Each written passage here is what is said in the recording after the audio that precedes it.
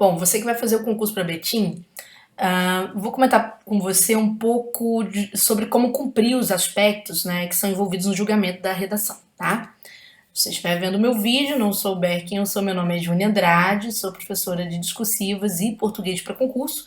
Eu já abro direto a minha tela de computador para ler com você essas estruturas. Bom, a banca, toda vez que você faz redação para concurso, você não pode estudar redação simplesmente como um formato único, que vai corresponder àquilo que você gostaria de fazer, como as pessoas chamam de um bom texto. Não, a coisa não parte por aí. Toda vez que a gente vai redigir para concurso público, a gente tem que tentar entender quais são os critérios envolvidos e observar se a nossa redação cumpre esses critérios, tá bom?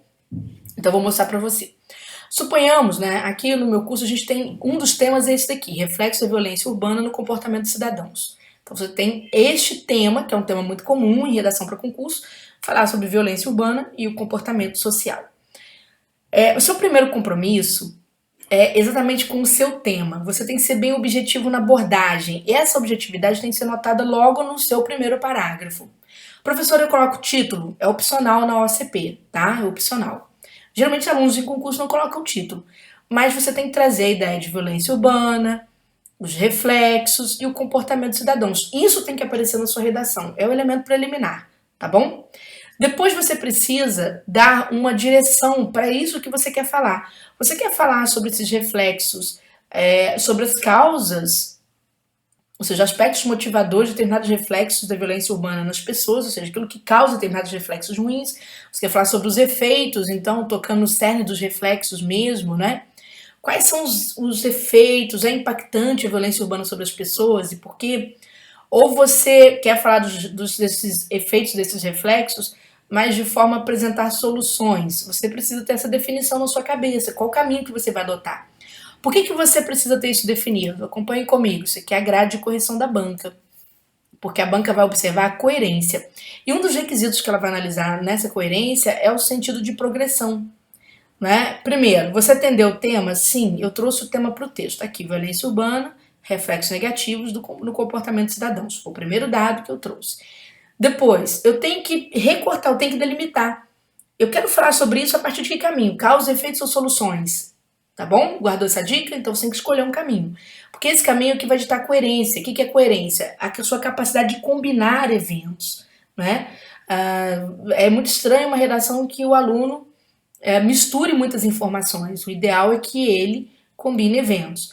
E esses eventos, eles precisam ter uma noção de progressão. Eu tenho que passar para o meu examinador exatamente a entrada de informações novas e quanto meu texto vai progredindo nesse sentido. Então vamos lá, ó. O medo constante de ser vítima de um crime e o desejo de se autodefender a qualquer custo são os impactos mais notórios desse problema, ou seja, do problema dos reflexos negativos.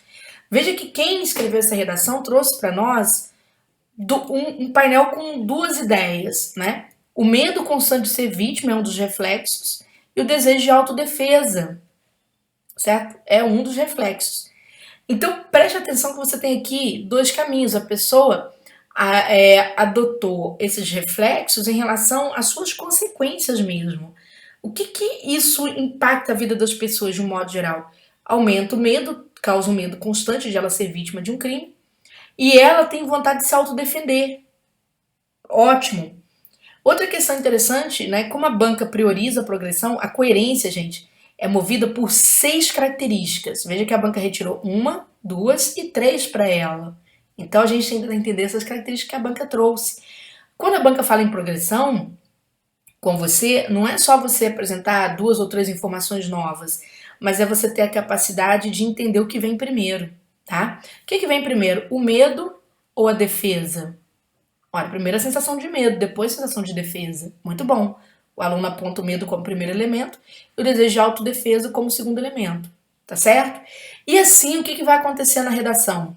Não é? O examinador, quando ele olha essa redação, ele vai agora passar para o segundo elemento da coerência, que é a articulação. Ele vai ver se você vai articular o seu desenvolvimento com a promessa que você fez na introdução. De que modo? Neste parágrafo, ele espera encontrar o assunto medo. Neste outro parágrafo, ele espera encontrar a ideia da autodefesa. E assim é feita uma redação. Entenderam? Bom, espero ter colaborado com vocês com essa dica, não é? E ele também vai notar, né? Esse examinador também vai notar o seu processo de articulação. Como assim articulação? Né? É aquilo que eu falei com vocês. Ele vai notar, perdão, articulação já falei. Ele vai notar o processo de não contradição. O que é não contradição? É só você ir contra o seu ponto de vista, os seus recortes? Não. A não contradição, a contradição, melhor dizendo, ela se manifesta também quando você traz um acréscimo. Olha que interessante. Né? Vou deixar mais uma dica para você aprender um pouco mais sobre redação. A contradição também acontece quando você traz um acréscimo ou um decréscimo. Aqui você trouxe dois efeitos da violência urbana sobre as pessoas: o medo e o desejo de autodefesa. Então aqui você falou exatamente sobre esses dois. Então nós entendemos que houve uma coerência, porque você traz uma progressão de assuntos bem organizada e você é exatamente coerente com o que você previu nesta parte introdutória da sua redação, tá bom? Você fez essa previsão aqui. Ora, quando você simplesmente foi desenvolver, você desenvolveu na justa medida. Tem aluno que lembra de mais um ingrediente, acrescenta mais um ingrediente aqui. Mas, opa, é disruptivo. Por que que é? Porque não foi previsto aqui em cima. Ou o aluno fez a previsão na introdução, mas esquece de falar sobre um dos elementos. De repente desaparece o parágrafo do medo, ele entra num assunto e vai para outro. E esquece aquela previsão inicial que fez. É disruptivo também. O que acontece? Você tem a perda da coerência e é um erro gravíssimo, certo? Na redação. Então, gente, coerência é muito mais amplo do que isso que eu falei para você, mas é já a estrutura, a chamada macroestrutura da redação, já te dá um bom painel do que é coerência e como você tem que atender sua banca, ou seja, trabalhar sob medida, usar a sua introdução para você programar a sua redação e trabalhar o desenvolvimento dessa redação conforme você apresentou a sua introdução, tá bom? Se você gostou de estudar com a gente, né, entre no Turma de Redação, www.turmaderedacão.com.br, né, ou se não, entre em contato com o nosso WhatsApp pelo DDD 32 988676661, né, para você saber mais informações. A gente tem o curso completo de redação, incluindo língua portuguesa, incluindo correções isoladas, tá certo, de cada aluno, tá bom? Grande beijo para você. Boa sorte nessa temporada de preparação para o seu concurso público.